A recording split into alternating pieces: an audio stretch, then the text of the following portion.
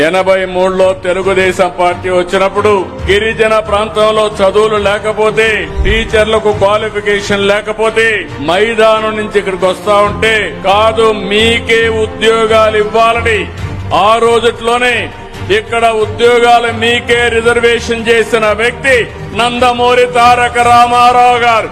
ఆ తర్వాత జీవో 3 కూడా తీసుకొచ్చింది నేనే.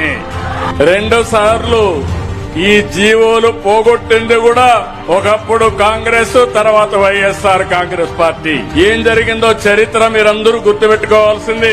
జీవోలు ఇవ్వడమే కాదు, హక్కులు ఇవ్వడమే కాదు, మీ హక్కుల్ని కాపాడుతూ ముందుకు పోతేనే మీ జీవితాల్లో వెలుగులు వస్తాయి. అలాంటివి కూడా జరిగింది. మళ్లీ ఒకటే హామీ ఇస్తున్నా, నేను చెప్పడం కాదు చేసి చూపిస్తా. అదే మాదిరిగా మీ హక్కులు కాపాడడానికి అనునిత్యం మీతో ఉంటానని మరొక్కసారి హామీ ఇస్తున్నా.